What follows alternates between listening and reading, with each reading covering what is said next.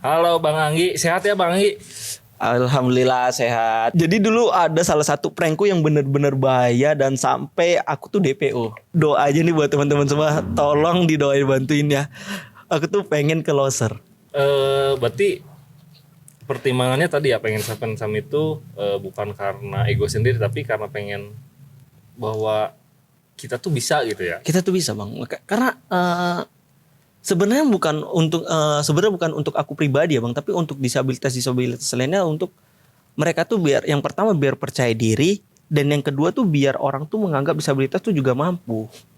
Oh, Dan masih banyak juga kan kayak iya maksudnya nggak disabilitas juga tapi orang tuh kayak yang berpikiran tuh terlalu gampang minder lah, kayak takut lah, kayak kayak merasa dirinya nggak bisa. Nah aku tuh pengen bilang ke mereka bahwasannya batas kemampuan manusia itu bukan pada fisiknya tapi pada kemauannya. oke. Karena sesempurna apapun kalian, kalau kalian nggak memiliki kemauan nggak bakal berhasil, nggak bakal bisa. Ya benar. Tapi kalau kalian mau, walaupun fisik dan finance kalian terbatas, Tuhan pasti kasih jalan kok. Banyak keajaiban di dunia ini. Iya benar. Mantap sekali. Udah ada quotes lagi nih dari Bang Anggi nih. Keren sekali bener. Sangat inspiratif ya di episode kali ini. Nah Bang, selama tadi pendakian gunung gitu ya. Ada ini nggak di titik apa ya, kayak kalau kalau aku pribadi ya Iya. pernah ada di titik kayak karena ini udah kayak badai terus udah capek kayak gitu. Pernah ada di titik udahlah pensiun naik gunung gitu sampai kayak gitu karena saking nggak kuatnya gitu. Tapi pernah ada di titik itu nggak ketika selama perjalanan di pendakian gunung gitu, maksudnya aduh udah capek ataupun karena udah sulit kayak gitu, ada nggak? Kayak mana ya bang?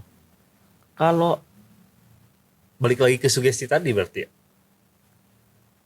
bandel kali mentalku bang, sumpah bang. Serius aku bang. Maksudnya kayak aku tuh eh selagi itu nggak langsung berhubungan dengan kematian dan nggak mempertaruhkan ibuku, nggak takut aku bang. Serius aku bang. Maksudnya kayak bukan mendahulukan bukan takabur atau apa ya, karena aku percaya Allah tuh kuat, Allah tuh mas segalanya. Jadi nggak apa ya, nggak terlalu takut lah yang kayak gitu bang. Maksudnya yang lebih parah dari itu aku pernah gitu. Maksudnya kayak badai itu kita ya bisa kan kayak sembunyi di batu atau kita tiarap dengan tutup mata supaya nggak kena pasir atau apa kayak gitu kan. Maksudnya yang lebih parah tuh aku tuh 3 kali bang tabrak truk 2 kali, tabrak mobil tuh sekali. Waduh. Jadi aku percaya tuh mati itu pasti, cuman gimana caranya aja. Jadi kalau kesempatan untuk kematiannya itu nggak terlalu gede, ya terabas saja. Jadi hal-hal kayak gitu tuh nggak jadi masalahku bang. Kayak Oke. makanya kayak aku tuh bahkan lebih down itu ketika mentalku diserang, bukan rintangan-rintangan kayak gitu. Oh, bukan rintangan yang langsung Iya. dihadap pas kayak naik gunung kayak gitu ada badai atau apa gitu ya, bukan yang itu ya berarti ya. Heeh. Karena aku tuh juga gampang berdamai bang dengan masalah bang. Kayak orang-orang sekarang kan kayak kenapa mereka kayak gitu kan, mereka tuh kayak langsung down, langsung kepikiran kayak gitu kan. Aku tuh tipe orang yang kalau ada masalah tuh ya terima aja. Oh, Kayak ya udah, kayak kayak ibaratnya gini-gini, kayak sama kayak aku kerinjat nih itu kena badai bang. Kena badai itu aku 2 jam tuh harus berteduh di balik-balik batu itu. Ya tapi setelah itu ternyata bagus banget bang view-nya. hmm. Tapi Bang, ketika pendakian itu kadang selalu ada yang bilang eh, berjalanlah atau mendakilah dengan orang yang tepat, itu setuju? Maksudnya Setuju. dengan orang yang tepat tuh Setuju. ya harus ada yang apa benar-benar support untuk kitanya gitu, itu setuju Bang? eh itu setuju, cuman kalau terlalu berharap itu jatuhnya cengeng sih bang. Oke, berarti kembali lagi jangan terlalu berharap gitu ya. Jangan terlalu bergantung, sorry. Kalau kau nggak siap udah nggak usah. Baik lagi ke diri sendiri berarti ya. Ya itu kalimat kasarnya ya bang. Maksudnya kalau kau nggak siap ya udah nggak usah. Ngapain bergantung sama orang?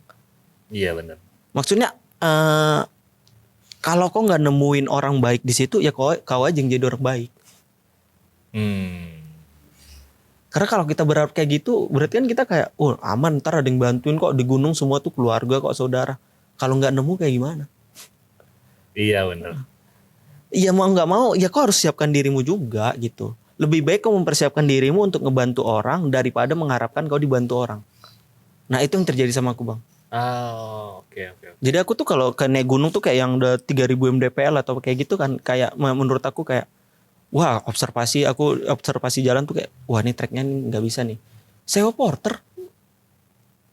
Ya. Yang penting ya aku tetap bawa barang kayak dalam itu kayak jas hujan, kayak pakaian ganti, terus kayak logistik makanan untuk darurat P3K tetap aku bawa. Tapi kayak barang-barang lain itu ya aku titip di porter. Jadi ya banyak opsi sebenarnya. Opsi, ya. Cuman kan orang kadang kayak terlalu memaksa. Ya. Jadi pada intinya harus tahu kemampuan diri sendiri dulu ya. Iya, dan kedua Sebelum strategi. Strategi ya. Strategi juga harus dipikirkan kan. Karena ya naik gunung tuh bukan cuma liburan, tapi ini adalah olahraga ekstrim kan, Bang. Iya benar, ekstrim banget. Karena sekarang banyak yang menganggap naik gunung, mudah ke gunung ini, mudah ke ini. Iya, Padahal enggak benar. kan ya. Ada banyak bahaya lah ya di balik itu ya. Benar. Demikian tuh ya. Dan kedua kan mereka tuh kayak apa ya, Bang? Kayak terlalu apa adanya, yang penting fisik kuat gini-gini. Bro, gear itu sangat membantu loh. Oh iya. Gear itu juga harus dipikirkan, Bang. Mhm. Kayak orang tuh kan kayak pakai sepatu sport apa kayak gitu kan untuk jogging atau kayak gitu. Iya iya. Iya kalau nggak hujan iya enak ringan. Iya. Kalau hujan gimana? Tapi pernah bang dalam kondisi hujan pas mendaki Pernah bang, badai, badai pernah. dengan keadaan kondisi trek yang licin banget kayak gitu? Sering. Menyiasatinya itu kayak gimana tuh? Jadi kalau aku ya bang, yang pertama kan ya harus sedia raincoat tadi kan. Nah raincoat itu juga memang harus disediakan. Ya mau hujan nggak hujan. Kalau hujan itu untuk jas hujan, kalau nggak hujan itu untuk tidur malam tuh nyaman. Kalau menurut Anggi bang. Iya. Karena kan itu bahannya plastik dan karet kan. Nah itu kan nggak tembus angin. Iya benar. Jadi kayak tepanggang nih kulit kita. Nah orang Ya, tuh banyak nggak tahu itu sebenarnya bang. Oh iya. Makanya gitu strategi Anggi tuh bang. Berat Anggi cuma 39 bang. Rawan hipo bang. 39 cuman bang. Makanya tuh nyesetnya tuh kalau tidur malam tuh ya pakai jas hujan tadi. Pakai kayak kaos dan celana dulu, baru pakai jas hujan, baru pakai ini masuk sleeping bag. Pakai jaket kayak gitu. Tahan. Itu sebenarnya yang bantu. Makanya tuh hujan nggak hujan, musim hujan atau enggak tetap dibawa. Oh, Dan yang kedua tuh yang paling ini ya bang, paling berpengaruh tuh adalah sepatu. Sepatu. Iya. Karena untuk perlindungan awal aja itu ya. Perlindungan awal karena hujan udah pasti licin. Ya. Kalau gearnya mendukung, kita jalan aja. Kalau nggak mendukung pasti banyak kepleset ya. Banyak kepleset, bener. Nah, bang, tadi kan kenapa aku nanya apa ya, kayak kondisi trek licin kayak gitu, menyiasatinya. Nah, ketika yang dibawa senjata abang ini tuh ada yang khusus juga nggak, bang? Maksudnya khusus tuh kayak untuk kalau lagi licin nih ada tambahan apa kayak gitu? Kalau nggak ada sih bang, cuman aku tuh orangnya bener-bener milih sih bang. Karena harus sesuai dengan badan gitu kan bang. Kalau nyiasatinya itu adalah ya paling di sepatu tadi. Dan kedua jangan coba cari trek yang tanah. Kalau ada rumputan ya pijak aja rumputnya kayak gitu doang sih bang. Tapi ya kalau selama ini aku tuh lebih ke gearnya aja sih bang. Makanya orang kan selalu berpatokan tuh kayak gear yang bagus tuh yang harganya mahal atau enggak. Sebenarnya cocok nggak cocoknya. Iya. Cocok nggak cocoknya kayak Keril gitu. Keril tuh gitu 3 tahun bang gak ada ganti bang. 3 tahun? 3 tahun. Itu terus. Karena emang back systemnya dan di badan tuh pas. Jadi sebenarnya bukan harga tapi pasnya enggak gitu. Cocok ya. Cocok enggaknya gitu. Ya baru ya lihatlah bahan dan kualitasnya kan. Karena itu kan bakal mendukung kawetan. 3 tahun pakai Toba yang 35+5. Oh iya. Itu terus Anggi bang. Udah 3 tahun berarti. 3 tahun itu terus. Karena emang itu yang nyaman sama Anggi. Anggi pernah kayak merek lain kayak yang harga di 1 juta lebih, 1,5 lebih itu. Ya memang gak pas di badan. Makanya tuh ya pemilihannya itu bukan harganya. Kecocokan berarti ya. Kecocokan, karena itu yang bikin kita selamat kan. Nah, Bang, tadi setelah perjalanan panjang lah ya sampai akhirnya jadi mendaki gunung, kan profesi atau kegiatan mendaki gunung tuh nggak umum lah ya buat Iya. teman-teman disabilitas lah Iya, ya. benar. Nah, itu tuh gimana sih Bang menanggapi hal-hal yang seperti itu tuh? Bilang karena nggak umum gitu. Heeh. Jadi gimana menanggapinya sih, tanggapan? Kalau nanggapi negatifnya itu banyak banget juga bang, banyak juga. Cuman kan mayoritas tuh adalah orang yang menanggapinya itu dengan positif. Nah karena Anggi pengen bilang kayak tadi batas kemampuan manusia itu bukan pada fisiknya tapi pada kemauannya. Jadi Anggi bilang kayak aku aja yang kayak gini aja mampu naik gunung loh. Kenapa kalian enggak? Nah orang tuh sebagian tuh menganggapnya kayak takabur lah gitu. Kayak ala kayak kayaknya nggak perlu lah memaksakan diri naik gunung kayak gini-gini. Kayaknya nggak perlu lah memaksakan kebahayaan kayak gini-gini. Tapi tujuannya itu adalah nggak semua manusia di Indonesia ini bang itu bisa dinasihati dengan kata-kata. Tapi harus dengan pembuktian. Dengan pembuktian. Iya benar. Dan gini, oke lah kalian nganggap aku tuh naik gunung tuh karena nafsu konten sesaat atau mungkin karena viewers doang. Tapi mereka tahu nggak? Ternyata tuh ada belasan orang yang gagal bunuh diri gara-gara kontenku. Serius bang, gara-gara konten aku tuh nggak tahu ya nih bilangnya alhamdulillah atau apa ya bang. Tapi ada sekitar 15 orang itu nelpon aku tengah malam. Itu mereka gagal bunuh diri. Background mereka tuh rata-rata dari PSK, gagal wisuda, anak yatim piatu, kayak gitu bang. Dan itu orang yang nggak dikenal. Nggak dikenal dan nomornya itu nomor nggak ini. Nomor yang nggak apa ya? Nomor yang nggak Anggi kenal dari WA. Itu ngeliat konten yang pendakian. Lihat konten pendakian. Jadi ada satu orang nih dia backgroundnya PSK. Jadi dia nelpon tiba-tiba kayak nangis-nangis. Dia bilang kayak bang kalau capek bunuh diri tuh gimana ya bang? Nah ternyata dia itu adalah tulang punggung keluarga. Dia tulang punggung keluarga dan dia dipecat dari keluarga dari kerjaannya dan keluarganya ini nggak tahu kalau dia itu udah dipecat. Yang keluarganya tahu itu minta kiriman uang terus. Oh, iya. Sampai akhirnya dia ngambil jalan yang tadi. Jadi PSK. Oke, jalan pintas lah ya. Jalan pintas. Ya karena mau nggak mau orang tuanya ini harus dihidupi bang. Ya, dan dia cewek kan dan apa ya bang kayak nggak membenarkan dan nggak menyalahkan tapi ya akhirnya dia jenuh dengan itu karena dia baru dapet tamu yang kasar kayak mukulin dia lah kayak ngejambak nampar kayak gitu. Mungkin petis dari tamu tadi ya. Tapi dia mikir kayak kayak gini kali hidup ya. Apa aku nggak punya harga diri? Apa aku kayak gini gitu. Akhirnya dia nyerah dan terus kepikiran dia mau bunuh diri. Dia mau bunuh diri dan nggak tahu dia scroll IG atau apa gitu akhirnya dia nemuin video aku bang dan di situ aku kayak yang pertama dia nampak konten aku tuh salaman pelukan sama mamaku sama kayak pelukan kayak salaman cium tangan kayak gitu dan di situ dia merasa kayak aku aja yang disabilitas aja masih fokus untuk ngebahagiakan orang tuaku masa aku yang kayak gini enggak. Dan kedua dia waktu lihat Instagram dia nampak ada foto aku di atas gunung aku foto megang kayak plakat gitu yakin aja dulu kan ada Allah sama ada tulisan keajaiban itu bakal hadir kepada orang-orang yang tidak menyerah. Dan gara-gara kalimat itu dia memutuskan untuk gagal bunuh diri. Itu udah ada 15 orang yang seperti itu. Lebih mungkin. Lebih mungkin. Ada yang gagal wisuda. Dan mayoritas itu laki-laki bang. Laki-laki. Karena laki-laki itu sulit mengekspresikan ya. Serius. Dan itu tadi bang. Dan rata-rata yang ngejudge tuh kan ngomong kayak gitu kan laki-laki tuh kan.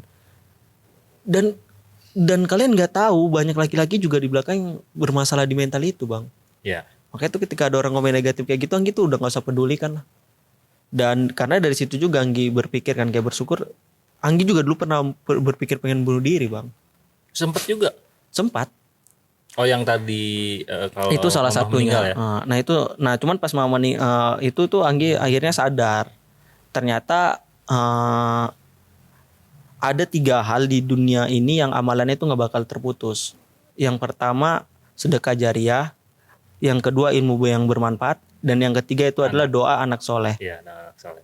Dan kalau aku sayang sama mamaku, kenapa aku harus bunuh diri? Seharusnya ketika mamaku udah nggak ada, aku harus ngedoakan dia terus dong. Iya benar. Dan itu yang bikin Iya. ngejadi lah. Iya karena ketika aku ngedoakan mamaku terus, aku ngasih yang terbaik untuk mamaku, itu yang bakal dibawa dia untuk di akhirat, itu yang bakal ngebantu dia. Kalau aku sayang harusnya aku kayak gitu. Nah akhirnya itu yang memutuskan aku untuk nggak bunuh diri. Oke. Kita kembali lagi tadi ke awal. Sekarang kegiatan Bang itu ada di gabung di Kemenpora ya? Iya di Kemenpora. Itu sebagai apa Bang? Tim tim pembantu koordinasi pemuda untuk diskriminatif. Untuk diskriminatif. Iya. Oh, oke. Jadi Nah, apa namanya tuh? Harapan Bang Anggi nih untuk kesetaraan hak gitu ya. Terutama untuk teman-teman disabilitas Iya. yang sekarang gitu. Apa sih Bang? Yang pertama ya Bang, ini yang dijelaskan dulu ya Bang. Di Indonesia itu angka disabilitas itu 9%. Oh, gede banget Bang. Gede banget 9%. Gede banget. Kita 200 berapa juta gitu ya. Iya.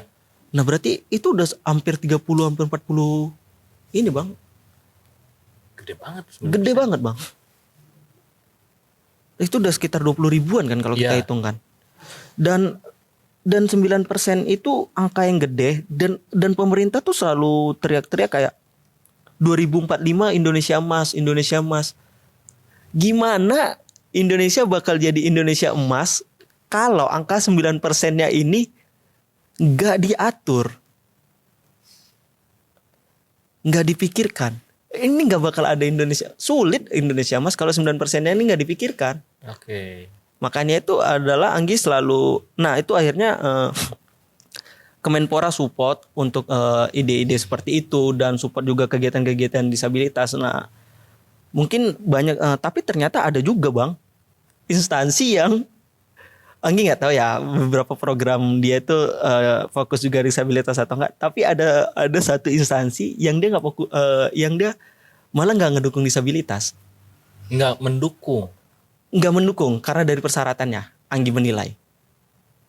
Gimana? Jadi ini di bulan ini nih, ini ada Bank Indonesia itu bikin program perlombaan itu namanya KRIS Jelajah Nusantara. Iya. Atau jelajah negeri atau apa gitu. Nah awalnya Anggi mau ikut lombanya Bang, di Sumatera Utara. Nah tapi pas baca persyaratannya, ada persyaratannya sehat jasmani dan rohani. Oh, oke. Sehat jasmani. Kenapa harus ada sehat jasmani dan rohani? Gitu. Maksud Anggi ini kan jelajah, kita kampanyekan KRIS ke masyarakat gitu kan.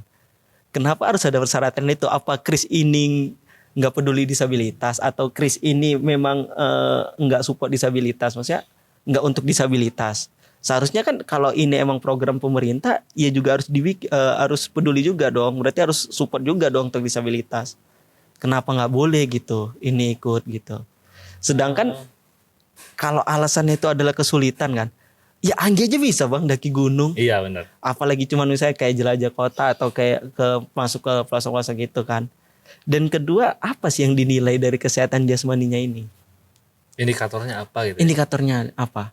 Banyak kok teman-teman tunarungu yang jadi videografer, fotografer bagus. Iya. Lagian itu kan per tim. Kenapa itu harus dibuat gitu? Dan Anggi udah coba tuh kayak komentar, pengen ikut tapi persyaratannya harus sehat jasmani dan rohani, nggak dibalas Bang. Dan rata-rata sekarang komennya ditutup. Oh rata-rata komennya ditutup. Iya, maksud Anggi yang kayak gini nih, cobalah dipikirkan persyaratannya gitu. Apalagi ini kan suatu program dari pemerintah kan, KRIS gitu kan. Iya. Seharusnya ya kalau untuk disabilitas aja bisa, berarti kan untuk semuanya udah aman. Iya benar.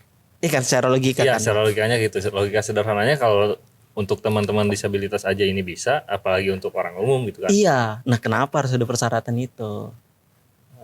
Berarti kan ya seperti itu kan, kalau kalau berpikir bodohnya kan kayak gitu, apa Kris ini nggak ramah untuk ini kan disabilitas kayak gitu perlombaan itu. Dan ya seperti tadi Bang, gimana Indonesia mau emas kalau peraturan seperti itu masih ada. Berarti untuk kesetaraan hak teman-teman disabilitas tuh bisa dibilang sekarang belum merata lah ya. Belum merata. Belum merata lah ya. Belum merata dan belum menyeluruh gitu ya. Belum menyeluruh. Tapi ada beberapa saran Anggi yang udah didengarkan Bang. Ini respect sebesar-besarnya nih Bang untuk BKKBN Bang. BKKBN tuh bulan 9 itu udah ada dari teman-teman disabilitas. Iya. Dan itu Bang, gara-gara Anggi sampaikan kayak ke mereka, kayak Anggi stand up nih tapi sambil kayak orasi gitulah ke mereka, nyampaikan bahwasannya kayak gimana Indonesia mau inklusif tapi persyaratan-persyaratan di sini tuh masih ada berpenampilan menarik secara jasmani dan rohani. Dan situ Pak Asto langsung kayak oh iya ya gitu. Maksudnya Pak Asto tuh langsung bilang kayak tahun ini harus ada peserta disabilitas katanya. Wih, situ respect Bang tuh kayak apa ya, kayak Pak Bapak salah satu orang yang menurut aku yang benar-benar sangat peduli dengan disabilitas, dengan langsung kayak gitu Itu Bang. saat itu juga. Langsung ngasih arahan ke ketuanya. Saat itu juga. Iya, di situ ada ketua acara yang bakal jadi ketua panitia 2000 nanti bulan 9, dan situ ada ketua genre, langsung nunjuk mereka. Harus ada program untuk itu disabilitas tadi. Mantap sekali. Dan mudah-mudahan ya ini diikuti sama kementerian-kementerian lainnya, sama duta-duta lainnya. Ya dilibatkan lah disabilitas gitu. Karena angkanya terlalu gede kan. Dan ya itu, kalau kalian maksudnya cobalah mulai terbuka dengan disabilitas. Karena Bang banyak juga loh Bang, kayak ternyata disabilitas tuh berprestasi. Kayak sekarang tuh ada staf khusus presiden tuh namanya Mbak Angki Yudhistia. Oh ya aku tahu yang tunarungu ya. Tunarungu. Iya. Ya aku mau gitu banget tuh, keren lah itu. Keren kan Bang? Banyak Bang berprestasi dan sekarang kayaknya dia lagi S3. Wih, mantap banget. Makanya itu, dan cobalah kayak buat teman-teman lain atau kayak instansi atau perusahaan-perusahaan gitu ketika mau bantu untuk disabilitas, saran ya Bang, coba dikurangi tuh bantuan uangnya. Bantuan langsung uang gitu. Iya, karena masih banyak karena menurut itu nggak salah, tapi menurut Anggi akan lebih bermanfaat lagi ketika bantuannya itu adalah penyuluhan atau pelatihan. Iya benar. Atau beasiswa mereka pendidikan, karena rata-rata disabilitas tuh pendidikannya tuh SMA ke bawah Bang.